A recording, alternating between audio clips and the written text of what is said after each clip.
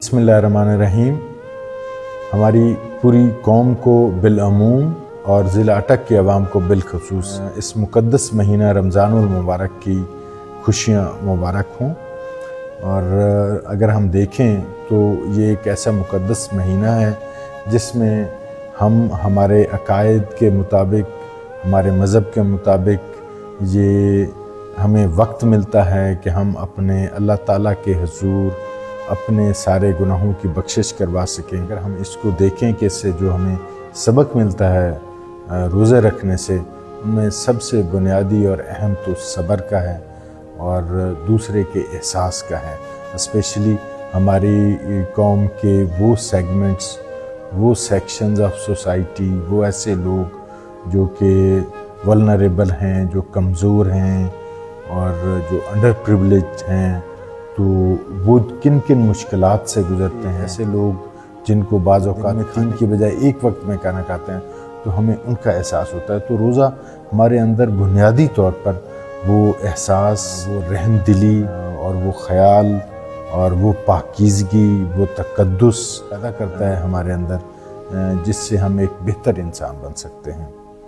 तो जब बेहतर इंसान बनते हैं तो हमारे रवैया मुआशरे में बाकी लोगों के साथ बहुत बेहतर हो जाता है और हम ऐसे तमाम कवानीन चीज़ के ज़ामिन होते हैं कि हमारा जो मुआशरा है बड़ा पुरअमन रहे।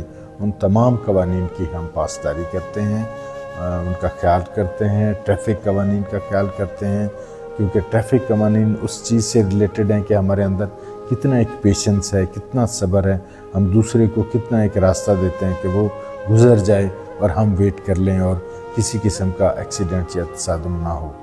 इसी तरह एक आम शहरी के तौर पे जब हम रह रहे होते हैं तो अपने महल्ले के अंदर, अपनी उस कम्युनिटी के अंदर हमारा रवैया कैसा हो और हम लोगों की, गरीब लोगों की मदद करें, अपने उन साथियों की मदद करें, उन रिश्तेदारों, यतीमों, मस्कीनों को खाने खिलाएं, अफ्तारी करवाएं। और हमारा ये भी एक अकीदा है कि जब हम रोज़ा रखते हैं तो उस तरह हमारी जो शख्सियत है उसके अंदर पाकीज़गी आए और हम दूसरों की इज़्ज़त का एहतराम करें, ख़ुसूसन ख़वातीन का, बच्चियों का, हमारे फैमिली के उन सेक्शंस ऑफ सोसाइटी का जो कमज़ोर हैं उनका ख्याल करें। तो ये जो अंदर की पाकीज़गी है, ये जब हमारे रवैये से रिफ़्लेक्ट होती है तो तब हमें पता चलता है कि हम एक बेहतर इंसान हैं और एक बेहतर मुसलमान हैं।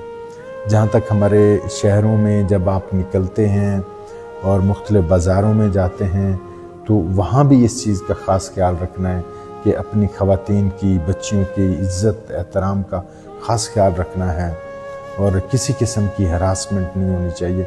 किसी किस्म के आपके किसी रवैये से, आपके किसी फ़ेल से दूसरे को किसी किस्म का दुख या तकलीफ़ नहीं पहुँचनी चाहिए।